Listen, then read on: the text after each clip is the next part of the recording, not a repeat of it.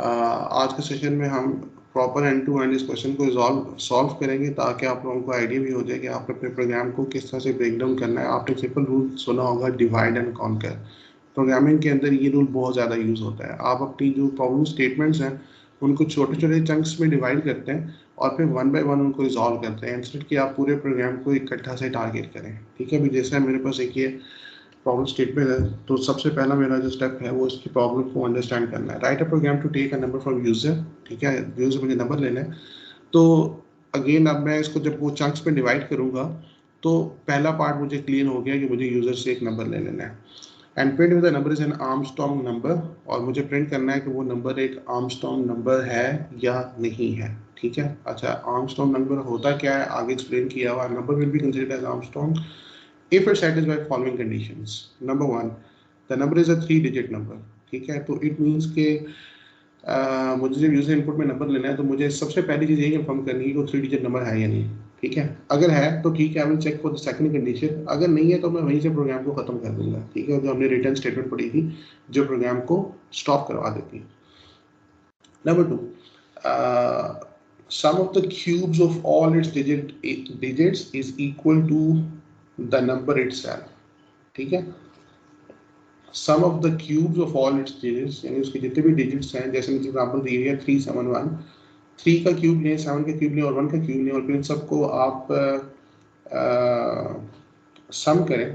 ठीक है, तो it should be equal to the number itself, जैसे यहाँ पे नीचे दिखाया हुआ। ठीक है, एग्जांपल में 3 का क्यूब लिया 27 हैज, इसके 3 डिजिट्स हैं ना 371, 3 का क्यूब 27, 7 का क्यूब 343, 1 का क्यूब 1। ठीक है, और इन सबको जब प्लस किया तो वापस 371 बन गया। तो now it's an Armstrong number. ठीक है, इस प्रोग्राम को बनाएंगे, स्टेप बाय स्टेप देखेंगे किस तरह से मैं इसको अभी तक जो हमने स्टडी किया है उस नॉलेज से हम इसको बना सकते हैं। ठीक है, तो एक नया प्रोग्राम यहाँ पे स्टार्ट कर लेते हैं। ठीक है, और ये आ गया प्रोग्राम। प्रॉब्लम स्टेटमेंट मैं स्क्रीन पर ही रखूँगा, ये प्रॉब्लम स्टेटमेंट। ठीक है, तो सबसे पहले मुझे यूजर से इनपुट लेना है और एक नंबर लेना है। ओके फाइन, तो यूजर से इनपुट लेने के लिए मुझे जो नंबर है, लेट्स सपोज मैं उसको एक वेरिएबल n के अंदर स्टोर कराना चाहता हूँ, तो I will create a variable n। और अब मुझे यूजर से नंबर लेना है तो पहले उसको एक सी आउट स्टेटमेंट प्रिंट करा देता हूँ, प्लीज एंटर अ नंबर। ठीक है, कॉर्नर लगा दिया ताकि थोड़ा सा मुझे क्लियर हो सके। और यूजर से लेना है तो सीन कर लूँगा, n के अंदर वेरिएबल को स्टोर कर लूँगा। अब यहाँ तक आपने अपने रुक जाना है और प्रोग्राम को रन करके देखना है। फॉर एवरी सिंगल स्टेप आपको रन करना है ताकि स्टेप बाय स्टेप आपको पता चले कि मेरे प्रोग्राम में कोई एरर नहीं है। कोड ज़्यादा लिख लेंगे उसके बाद रन करेंगे तो फिर एरर को डीबग करना थोड़ा सा मुश्किल हो जाएगा। ठीक है, तो लेट्स सपोज मैंने नंबर एंटर किया 230 हो गया। Okay fine, I have to make sure कि ये नंबर जो है वो n के अंदर स्टोर हो गया, तो मैं एक सी आउट स्टेटमेंट लगा के चेक भी कर सकता हूँ। अच्छा नेक्स्ट, अभी प्रॉब्लम स्टेटमेंट में वापस आता हूँ। तो आर्मस्ट्रॉन्ग नंबर के लिए मेरे पास कंडीशंस क्या है, number should be A 3 digit number. ठीक है, अच्छा किसी भी नंबर के अगर मैंने डिजिट्स फाइंड आउट करने हैं, ठीक है, तो वो मैं कैसे कर सकता हूँ, उसके लिए हम एक सिंपल टेक्निक यूज कर सकते हैं।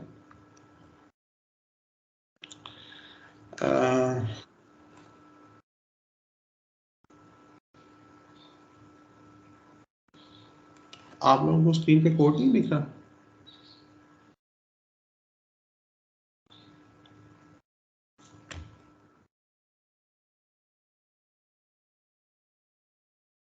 अच्छा ठीक है, ओके जी। तो 3 डिजिट नंबर के लिए वैसे तो एक एडिशनल हमें नॉलेज इसमें रिक्वायर्ड है फाइंड आउट करने के लिए, जो हमने अभी तक पढ़ा नहीं है। ठीक है, तो हम इसको अपनी करंट नॉलेज के अकॉर्डिंगली रिजॉल्व करने की कोशिश करेंगे। तो 3 डिजिट नंबर के लिए एक हमने ऑपरेटर पढ़ा था मॉडुलस करके।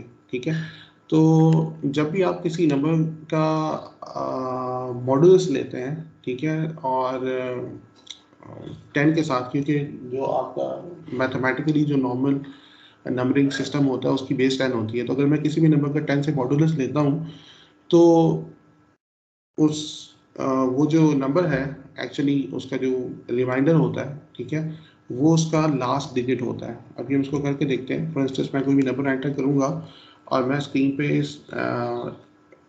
एक नंबर प्रिंट आउट करता हूँ, सी आउट। ठीक है। और यहाँ पे सबसे पहले मैं कर लेता हूँ n मॉडुलस 10, ठीक है। यहाँ मैं डायरेक्टली भी लिख सकता हूँ, लाजमी नहीं है कि मैं यहाँ पे कोई वेरिएबल ही दूँ, ठीक है।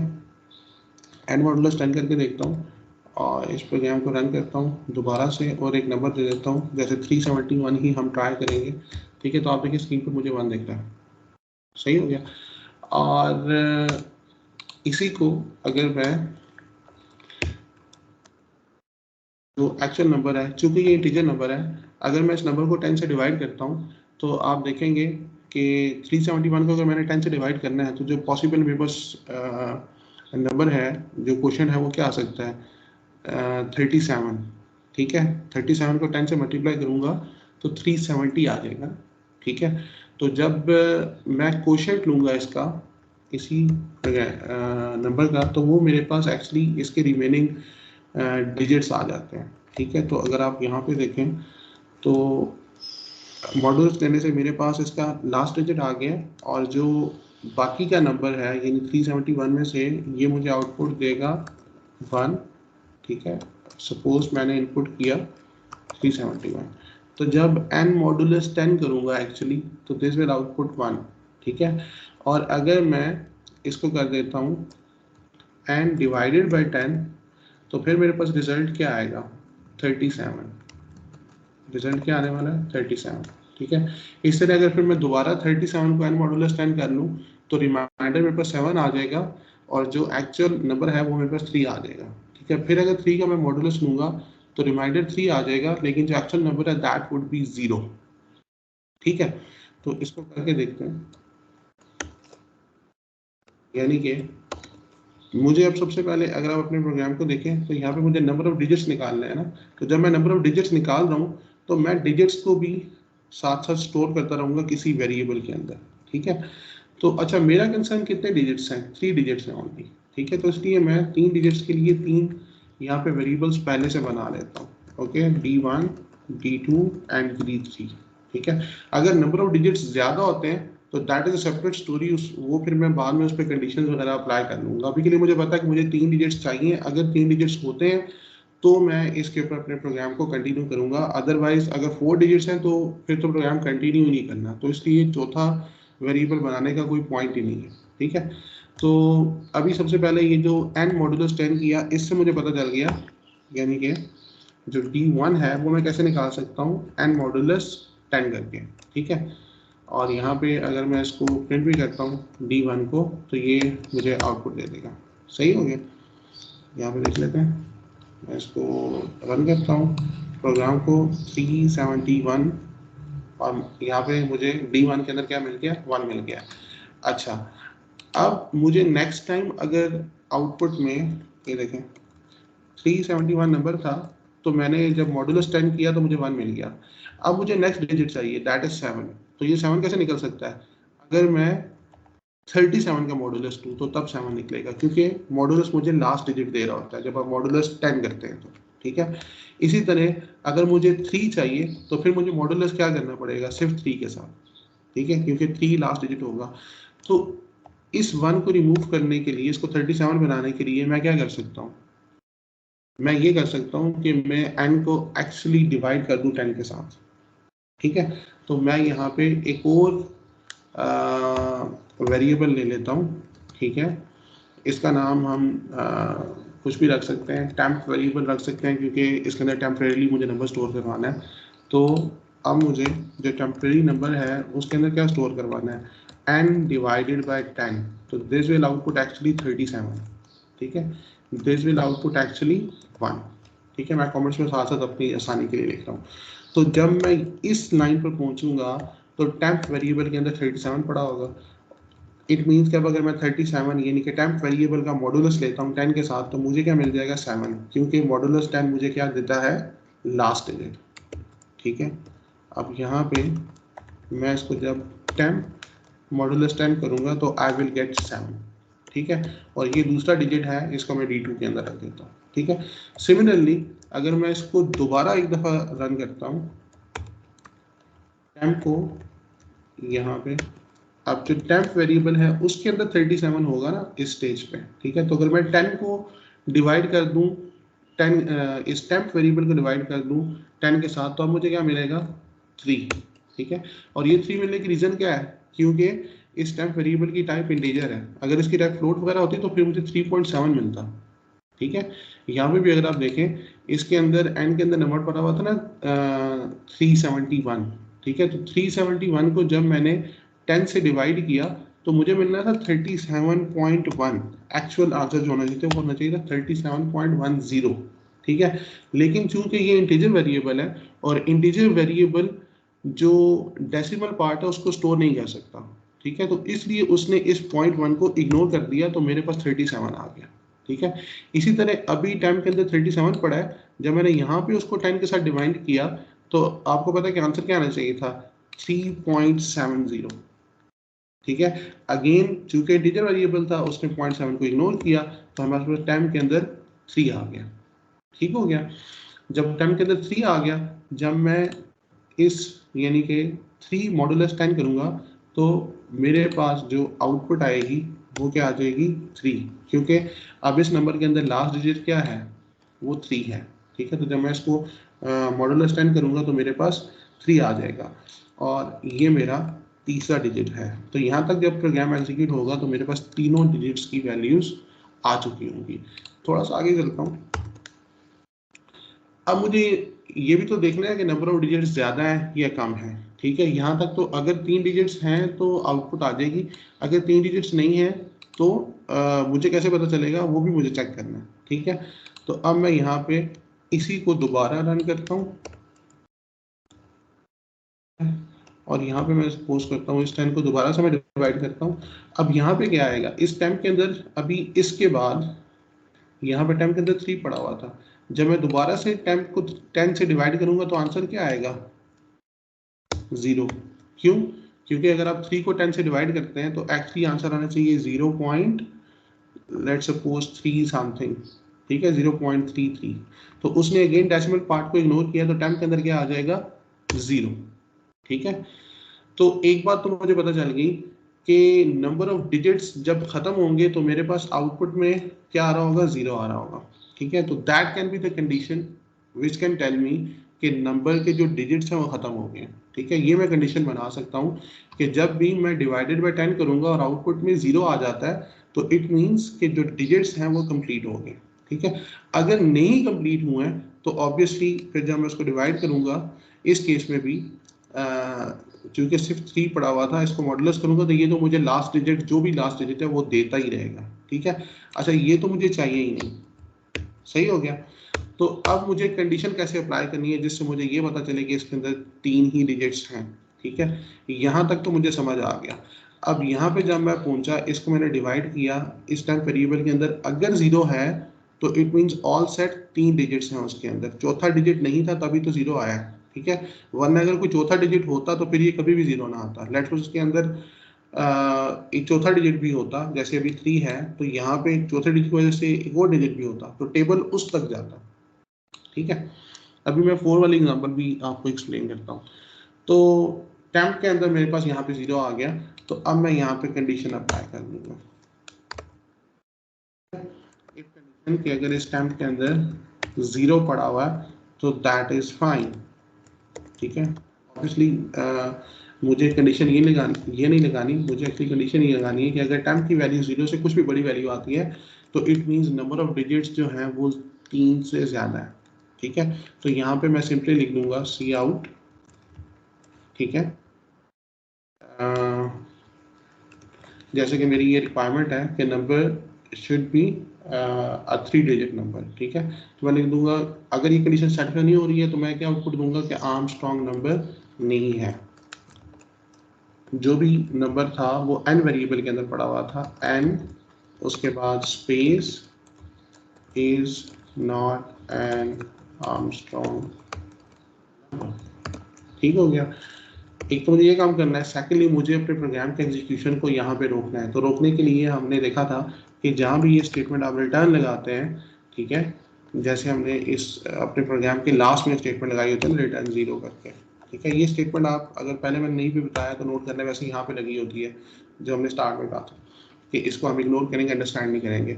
तो अभी के लिए आप ये समझे कि जहाँ भी आप रिटर्न 0 लगाते हैं, ठीक है, जो स्टेटमेंट लास्ट पे लगी होती है वहीं पे आपका प्रोग्राम एंड हो जाता है। ठीक है, तो जब मैंने अभी यहाँ पे रिटर्न 0 लगाया तो मेरा प्रोग्राम यहाँ पे एंड हो गया। ठीक है, अदरवाइज अगर मैं रिटर्न 0 लेट सपोज नहीं लगाना चाहता तो ऑब्वियसली फिर मैं इस इफ के एल्स पार्ट में जाऊंगा। ओके, इफ कंडीशन ट्रू होगी है, यानी ये कंडीशन मेट नहीं की है, तो इट मींस ये आर्मस्ट्रांग नंबर की पहली कंडीशन सेटिस्फाई हो गई है। ठीक है, तो यहाँ से मुझे पता चल गया। लेकिन यहाँ पे एक प्रॉब्लम और भी है।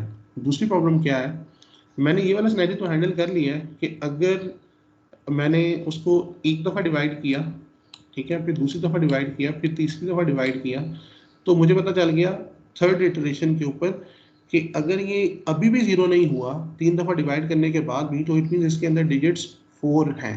ठीक है, 4 5 6 यानी 3 से ज़्यादा है। ठीक है, लेकिन ये भी तो हो सकता है कि जब मैं इसको फर्स्ट टाइम ही डिवाइड करूँ और ये 0 हो जाए। ठीक है, तो अगर ये फर्स्ट टाइम ही 0 हो जाता है तो इट मीन्स उसके अंदर एक ही डिजिट था। ठीक है, अब आप सपोज करें नंबर जो है वो 371 नहीं है, एन के अंदर पड़ा हुआ है ओनली 3।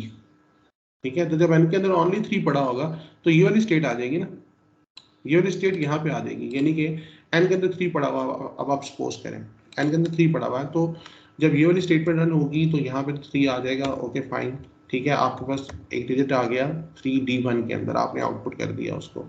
ठीक है, लेकिन जब ये वाली स्टेटमेंट एग्जीक्यूट होगी, अगर ऑलरेडी 3 पड़ा हुआ है तो 3 को जब 10 से डिवाइड करेंगे तो आउटपुट क्या आएगी, 0। ठीक है, और 0 का 10 से मॉडुलस लेंगे तो यहाँ पे क्या आएगा, 0। ठीक है, तो एक्चुअली अब मुझे यहाँ पे भी कोई कंडीशन लगानी है जिससे मुझे ये पता चले कि इसके अंदर सिर्फ एक ही डिजिट है। ठीक है, अगर एक ही डिजिट है तो इसके अंदर तो 0 आ जाएगा। तो एक वाला नंबर भी तो आर्मस्ट्रांग नंबर नहीं है, 2 वाला भी नहीं है, 3 वाला भी नहीं है। ठीक है, तो मुझे उनको भी ब्लॉक करना है। तो उसके लिए मुझे यही कंडीशन एक्चुअली कॉपी पेस्ट करनी होगी हर एक डिवीजन के बाद। ठीक है, इसको मैं कॉपी कर लेता हूँ सिंपली, क्योंकि ये क्या करेगा, ये स्क्रीन के ऊपर ये मैसेज आउटपुट करेगा और मेरे प्रोग्राम को एग्जिट कर देगा। ठीक है, तो मैं इसको कॉपी करता हूँ यहाँ से इस इफ कंडीशन को। ठीक है, और यहाँ पे देखता हूँ, यानी कि जब ये पहली कंडीशन चली, ठीक है, उसके बाद अगर टेम्प के अंदर 0 पड़ा हुआ है तो मुझे प्रोग्राम को रन करने की ज़रूरत नहीं है। यहाँ पे अगर टेम्प के अंदर 0 पड़ा हुआ है तो इट मीन उसके अंदर सिर्फ एक ही डिजिट है।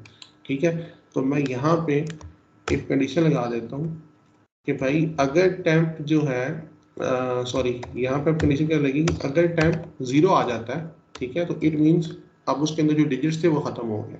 ठीक है, और अगर डिजिट्स खत्म हो गए तो चूंकि मैंने सिर्फ एक ही दफ़ा इसको डिवाइड किया तो इट मीन उसके अंदर एक ही डिजिट है, तो मैंने यहाँ से रिटर्न करा दिया। ठीक है, अगर नहीं तो फिर मैं आगे चलूँगा। ठीक है, इसी तरह जब मैंने दूसरी दफ़ा उसको डिवाइड किया और अगर यहाँ पे भी वो 0 हो जाता है तो इट मीन उसके अंदर सिर्फ 2 ही डिजिट्स हैं, तो फिर मैं यहाँ से उसको रिटर्न करा दूंगा। ठीक है, और अब मैंने तीसरी दफ़ा जब चेक किया, तीसरी दफ़ा उसको डिवाइड किया तो अब उसके अंदर 0 होना चाहिए। ठीक है, क्योंकि 3 ही डिजिट मुझे चाहिए, तो इसलिए यहाँ पे मैंने टेम्प ग्रेटर देन का चेक लगाया और यहाँ पे टेम्प इक्वल टू का चेक लगाऊंगा, यहाँ भी इक्वल टू का चेक होगा। ठीक है, तो ये मेरा अभी तक जो प्रोग्राम है वो पहली कंडीशन को चेक करने के लिए कि जो नंबर है वो पहली कंडीशन को मैच करता है या नहीं। ठीक है, तो अभी हम यहाँ पे सिर्फ इसको रन करके ये देखेंगे कि 3 डिजिट नंबर देके देखेंगे, अगर वो 3 डिजिट नहीं होगा तो नॉट आंसर नंबर का मैसेज आना चाहिए, अगर 3 डिजिट है तो अभी तक कोई मैसेज नहीं आना चाहिए। ठीक है, या लास्ट में अगर 3 डिजिट नंबर होगा तो यहाँ पे प्रोग्राम पहुँच जाएगा, तो यहाँ पे हम लिख देते हैं इट्स 3 डिजिट नंबर। ठीक है, या कंडीशन 1 सेटिस्फाइड व्हाटएवर, प्रोग्राम को रन करते हैं। ठीक है, और यहाँ पे मैं इसको 371 इनपुट देता हूँ। ठीक है, तो उसने मुझे बोल दिया है कि इट्स 3 डिजिट नंबर। ये जो इट्स से पहले 1 लिखा हुआ, ये हमने पहला डिजिट ऊपर सी आउट कराया था, उसको खत्म कर देते हैं यहाँ पे। ठीक है, अब बाकी कंडीशन के लिए चेक करता हूँ कि अगर मेरे पास 3 डिजिट नंबर नहीं होता है, ठीक है, लेट्स सपोज मैं सिर्फ 3 लिखता हूँ, 1 डिजिट होता है। ठीक है, तो सॉरी 1 डिजिट करके मैं एंटर करता हूँ, 3 is not an answer number. ठीक है, ये आउटपुट आ गई। सही है, ये तो यहाँ पे हमने लिखी हुई है, यहीं पे कंडीशन फेल होगी, उसने मुझे आउटपुट दिया और रिटर्न 0 का मतलब क्या है, प्रोग्राम को एग्जिट कर दो, उसने एग्जिट कर दिया। ठीक है, यहाँ पे आप ये भी लिख सकते हैं मैसेज डिफरेंट के इट्स 1 डिजिट नंबर। ठीक है, यहाँ पे लिख सकते हैं 2 डिजिट नंबर है। ठीक है, यहाँ पे लिख सकते हैं कि numbers are more than 3, digits are more than 3, ठीक है। मैसेज थोड़ा सा रीजनेबल भी, मीनिंगफुल भी बना सकते हैं, लेकिन हमें पता है कि कोई भी एक कंडीशन फेल हो रही है तो ऑब्वियसली ये आर्मस्ट्रॉन्ग नंबर तो नहीं है, ठीक है। तो पहला काम मैंने कर दिया, स्टेप 1, कि आर्मस्ट्रॉन्ग के लिए मुझे जो चाहिए था कि डिजिट्स जो है वो 3 होने चाहिए, तो मैंने सबके लिए कंडीशन लगा दी, 1 के लिए, 2 के लिए और ग्रेटर देन 3 के लिए। तो अब पीछे बचा क्या, सिर्फ 3 डिजिट ही बच गया पॉसिबल, ठीक है। तो इट मीन्स अगर प्रोग्राम यहाँ तक पहुँच जाता है, ठीक है, तो इसका मतलब है कि वो 3 डिजिट नंबर है, क्योंकि अगर यहाँ पे कोई भी कंडीशन फेल होती तो मैं रिटर्न करा देता उसको, ठीक हो गया। अब फाइनली मैं स्टेटमेंट पे वापस आऊंगा। पार्ट 2 जो इसकी कंडीशन नंबर 2 है वो क्या है, sum of the cubes of all digits should be equal to number itself, ठीक है। तो उसके लिए मुझे क्या करना है, डिजिट्स मेरे पास D1, D2 और D3 पे निकल चुके होंगे, जैसे D1 है, D2 है, D3 है, यहाँ पे सारे नंबर्स मेरे पास ऑलरेडी अवेलेबल होंगे। तो अब मुझे सिंपली क्यूब ही लेना है ना, तो मैं क्या करूँगा, D1 बताओ उसको मैच करना है मुझे नंबर के साथ, ठीक है। तो यहाँ पे एक और वेरिएबल बना देता हूँ, इंट प्रोड्यूस नंबर, ठीक है, या जो भी न्यू नंबर, ठीक है। और इसको कैसे बनाना है, मुझे D1 का क्यूब लेना है, क्यूब लेने के लिए D1 इंटू D1, ठीक है। तो D1 का क्यूब आ गया, प्लस फिर D2 का क्यूब लेना है, तो इस तरह से D2 के साथ मल्टीप्लाई करूंगा, प्लस D3 का क्यूब लेना है, तो इस तरह से D3 के साथ मल्टीप्लाई करूंगा। जब ये तीनों मल्टीप्लाई होके यानी क्यूब्स होके प्लस होंगे, एक नया नंबर जनरेट होगा। यहाँ पे मुझे कंडीशन लगानी है, अगर वो नया नंबर इक्वल है किसके साथ, जो ओरिजिनल नंबर था। ओरिजिनल नंबर कौन सा था, n वेरिएबल के अंदर, ठीक है। तो अगर ये ओरिजिनल नंबर के इक्वल हो जाता है तो इट्स एन आर्मस्ट्रॉन्ग। तो अब मुझे कंडीशन लगानी है, यहाँ पे मैं इंट एक रिजल्ट के नाम से वेरिएबल बना लेता हूँ और इसको कंपेयर कर लेता हूँ, if new number is equal n, ठीक है। कंपेयर करेगा न्यू नंबर जो है उसको n के साथ, और उसका जो रिजल्ट है वो रिजल्ट वेरिएबल के अंदर स्टोर कर देगा। और नीचे मैं इफ कंडीशन लगा दूंगा ऑन रिजल्ट वेरिएबल, ठीक है। ये इफ कंडीशन का कोड ब्लॉक आ गया और इसके अंदर अगेन सेम मैसेज, अगर ये दोनों मैच हो जाते हैं, ठीक है, रिजल्ट में 1 आ जाता है, तो इट मीन्स ये आर्मस्ट्रॉन्ग नंबर है, इज एन आर्मस्ट्रॉन्ग नंबर, ठीक है। और अगर ये मैच नहीं होता है, ये कोई डिफरेंट नंबर आता है, तो ऑब्वियसली एल्स पार्ट के अंदर n is not an Armstrong number, ठीक है, क्योंकि इसके अंदर ओरिजिनल वेरिएबल पड़ा हुआ है, नंबर पड़ा हुआ है, ठीक हो गया। तो मैंने कंडीशन 2 भी राइट डाउन कर दी है और इससे मुझे पता चल जाएगा कि आर्मस्ट्रॉन्ग है या नहीं है, ठीक है। इसका एग्जीक्यूट करते हैं F11 करके। अब मैं सेम इनपुट ऐड करता हूँ 371, तो आउटपुट आ गया है 371 इज एन आर्मस्ट्रॉन्ग नंबर। और अगर मैं कोई भी 3 डिजिट नंबर ऐड करता हूँ और वो ऐसा ऐड करता हूँ जो आर्मस्ट्रॉन्ग नहीं है, अभी 3 डिजिट तो है, आर्मस्ट्रॉन्ग नहीं है, क्योंकि मैं प्रोग्राम का नीचे वाला पार्ट चेक करना चाहता हूँ, ठीक है। तो उसने बता दिया 372 is not an Armstrong number, ठीक है, क्योंकि जब इसको आप मल्टीप्लाई करके देखेंगे क्यूब वगैरह निकाल के, तो ये वापस 372 नहीं बनेगा, ठीक है। तो इस तरह से आप अपने प्रोग्राम को छोटे छोटे पार्ट्स में डिवाइड कर सकते हैं, जैसे मैंने यहाँ पे किया है। 1 बाय 1 उसको चेक कर सकते हैं, जैसे मैंने पहले एक डिजिट के लिए कोड लिखा, फिर दूसरे के लिए, फिर तीसरे के लिए, और फिर उसके ऊपर मैंने एक कंडीशन अप्लाई की। यानी मैंने पहले से फ़ौरन से नहीं सोचा कि अच्छा मुझे कैसे पता चलेगा कि ये 1 डिजिट नहीं है, 2 डिजिट नहीं है, ठीक है। सबसे पहले मैंने क्या किया, अपने प्रोग्राम को मैंने डिवाइड किया, ठीक है। सबसे पहले मैंने यूजर से इनपुट लिया, ये तो बहुत सिंपल पार्ट था। उसके बाद मैंने डिजिट्स निकाले, ठीक है, D1, D2, D3 वेरिएबल्स बना दिए कि इनके अंदर मैं डिजिट स्टोर करूंगा, ठीक है। डिजिट स्टोर करके मैंने D1, D2, D3 वेरिएबल की कैलकुलेशन करके मॉडुलर से डिजिट्स निकाल लिए। फिर मैंने उसके बाद नेक्स्ट स्टेप में सोचा कि ओके अब मुझे ये कैसे पता चलेगा कि नंबर ऑफ डिजिट्स जो हैं वो 3 ही हैं, ठीक है। तो मैंने खुद से अपनी लॉजिक बना ली, ओके जब मैं इसको डिवाइड करूंगा, चूंकि ये इंटीजर है तो मुझे यहाँ पे 0 मिलेगा, तो पता चल जाएगा ओके अब डिजिट्स खत्म हो गए, ठीक है। तो पहले मैंने ग्रेटर देन 0 वाला चेक लगाया, ठीक है, कि 3 के बाद 0 आना चाहिए, ठीक है। अगर 0 नहीं आता तो इट मीन्स डिजिट अभी और भी हैं। मैंने उनको चेक नहीं करना फर्दर, लेकिन मुझे ये पता चल गया कि डिजिट 3 के बाद भी कोई एग्जिस्ट करता है, तो मैंने ये कंडीशन लगा दी, ठीक है। फिर उसके बाद मैंने नेक्स्ट स्टेप में वापस अपने प्रोग्राम में वापस आया और फिर मैंने ये वाला सिनेरियो सोचा कि व्हाट इफ के यूजर जो नंबर ऑफ डिजिट्स इनपुट करे वो 3 से कम हो, 3 से ज़्यादा के लिए तो ये कंडीशन लगा दी, तो 3 से कम के लिए भी सेम कंडीशन लगनी थी, 3 से ज़्यादा के लिए जाहिर सी बात है अगर डिजिट एग्जिस्ट करता है, ठीक है, तो फिर तुम्हें ग्रेटर देन 0 देखना है, अगर डिजिट एग्जिस्ट नहीं करता तो वो इक्वल टू 0 होगा, तो फिर मैंने 1 बाय 1 यहाँ पे कंडीशन लगा दी, ठीक है, और फिर फाइनली मैंने फिर प्रोग्राम का जो सेकेंड पार्ट था condition number 2 to become an Armstrong number, उसको देखा, वो सिंपल था कि क्यूब लेना चाहिए और वो क्यूब इसके इक्वल होना चाहिए, क्यूब ले लिया, फिर उसको इसके इक्वल किया और यहाँ पे कंडीशन अप्लाई कर दी, ठीक हो गया।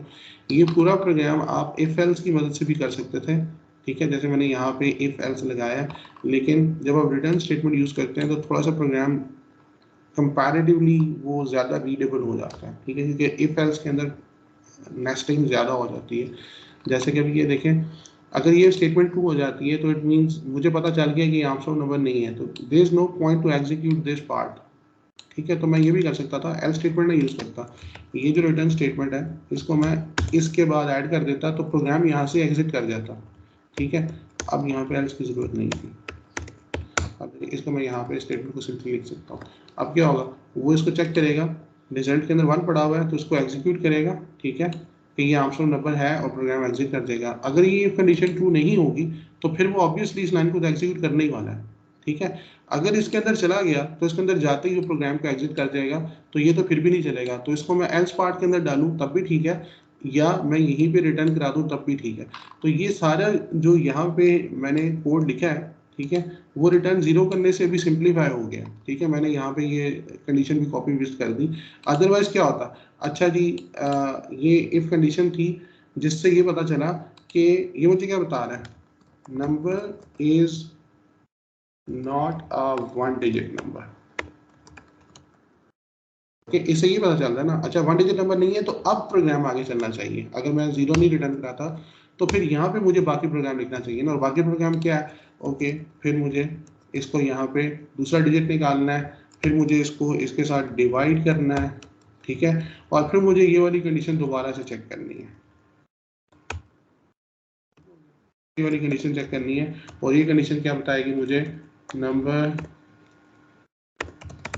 Is not a 2 digit number, okay, फिर उसके बाद वापस वही कोड सारा, फिर इस तरह इस इफ के अंदर एक और इफ लगेगी जो जो जिससे मैं चेक करूंगा कि नंबर 3 डिजिट नंबर नहीं है, ठीक है, फिर उसके बाद मैं देखूंगा कि नंबर 4 डिजिट नंबर नहीं है, और फिर उसके अंदर फिर जो है ना, यानी जो दूसरी कंडीशन होगी कि 4 डिजिट नंबर नहीं है, इस फोर्थ इफ कंडीशन के अंदर मुझे नीचे वाला सारा ये वाला कोड लिखना पड़ता है, ठीक है, तो अगर मैं इफ एल्स यूज करूं तो प्रोग्राम मेरा ज्यादा नेस्टेड हो जाता है, इफ के अंदर इफ, फिर उसके अंदर इफ, फिर उसके अंदर इफ, ठीक है, तो इसलिए उस सारी चीज से बचने के लिए हमने रिटर्न 0 स्टेटमेंट का सहारा लिया कि ये प्रोग्राम के एग्जीक्यूशन को स्टॉप कर देगा, तो एल्स पार्ट का तो सवाल ही नहीं पैदा होता, ठीक हो गया।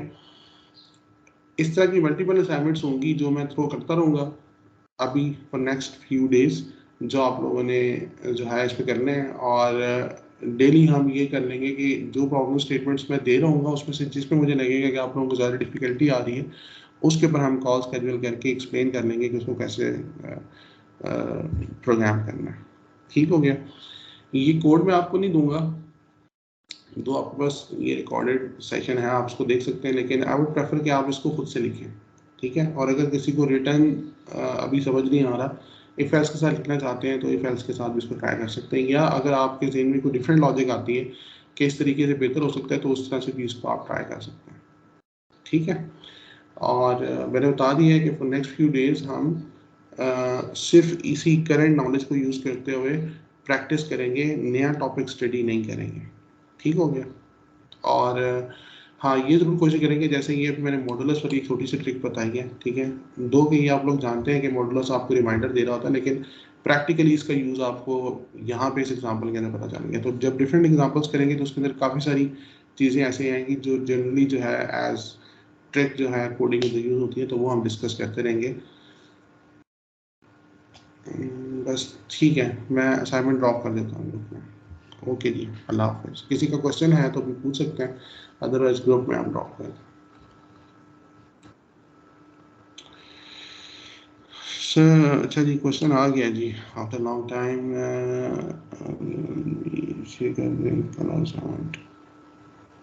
ओके जी, अच्छा, असाइनमेंट का क्वेश्चन नंबर 2 जो है वो, अगर किसी को समझ नहीं आया तो काफ़ी लोगों ने ठीक किया था। ठीक है, मैं किसी का भी प्रोग्राम ड्रॉप कर देता हूँ ग्रुप के अंदर जो ठीक लिखा हुआ है, ठीक है, आप लोग उससे आइडिया ले सकते हैं। ठीक है जी, थैंक यू, अल्लाह हाफ़िज़।